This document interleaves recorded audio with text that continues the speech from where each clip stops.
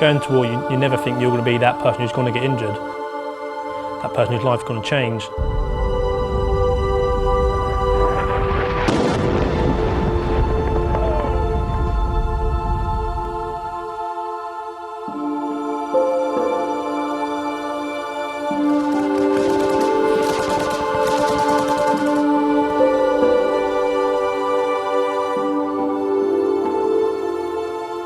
Several years ago, we set up Coming Home, a fundraising campaign for Haigh Housing Trust to raise funds to allow us to buy and adapt more homes for those that have been critically wounded on operations. We were coming through a wadi and we got to a ditch, and as we come up to it, the first man sort of stepped over it and moved on, and then I stepped over it and hit an IED, a pressure plate. It sent me 6 to 8 feet in the air, resulting in me losing both my legs.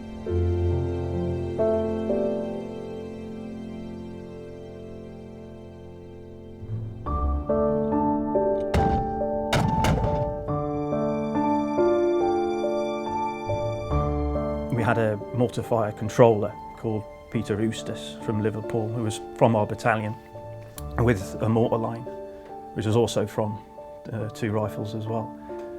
And he unfortunately stood on an improvised explosive device. Well, it was a mine. We found out later it was a mine, which, it was a scene of devastation, to be honest. And it took us about 3.5 hours to extract from that, from under fire. And for a few things that happened throughout that patrol, I ended up with a military cross.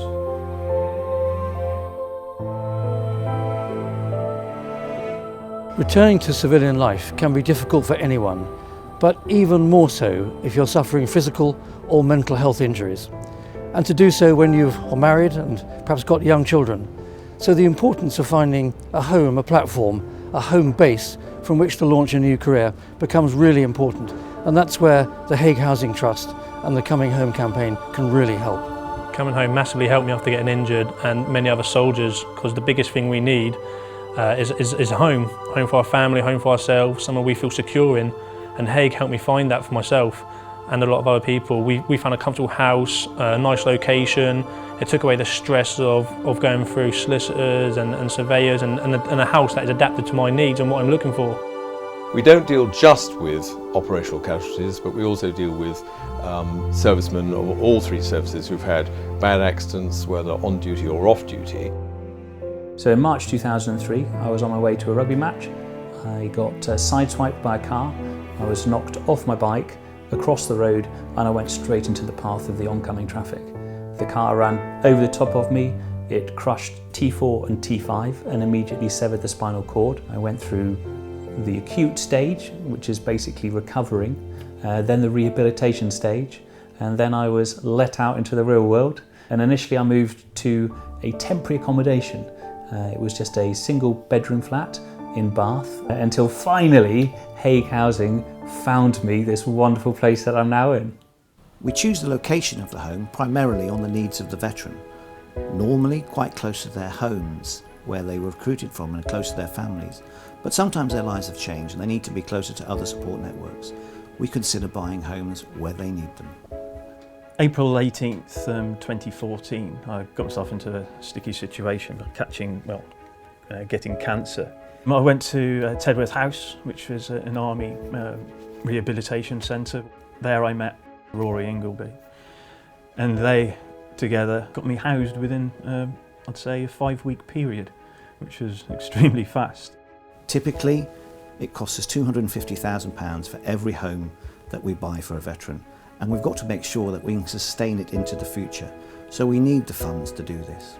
It took nearly a year for the house to be stripped, to be rewired, to be completely adapted for my use. I mean, they put in an adapted kitchen, they've put in French doors so that I can get out the back, a ramp to access the garden. The builders, everybody that worked on the project took a lot of time to think about my requirements and how to make this a proper home for me. We involve other specialisms such as occupational medicine to help us design the exact requirements and adaptations for these new homes. Coming Home don't just help you buy the house and move in and say see you later. They also help you throughout the years, because being an amputee, it's like a job. You always have operations, something always pops up, you have good days, bad days. They help adapt the house as them years go on. You might need more ramp, more accessibility, different wet rooms, lower work surfaces. So they're not just there for that initial moving in, they're there for life. Every pound that we raise can go directly on these homes of veterans, because we look after all of our administrative and overheads by the business of renting our normal homes to veterans. I feel so privileged to live here, to be in this house, and it's just put a massive smile on my face. It's a wonderful atmosphere, wonderful place. People from all different cultures and different elements of the forces, from the Gurkha Rifles to the Guards. And there's a good feeling there, a lot of banter, and it's a nice place to live. Moving on from them years, we're still happy in that same house. I'm now playing golf. I've had operations on my leg, osseointegration, I'm up walking, which is fantastic. My kids are growing up, we've got local schools, it's a real home. Set myself a 7-year goal of going from hospital to the Paralympics at the 2010 Winter Games. 7 years practically to the day when I said I would go to the Olympics, the Paralympics, that I went up the ramp to the opening ceremony of the 2010 Winter Games. And I was truly honoured and truly humbled at the same time. The Coming Home campaign is really important to raise the money we need to give those who have risked their lives but had their lives change on the battlefield, to give them the home they need and the hope for the future.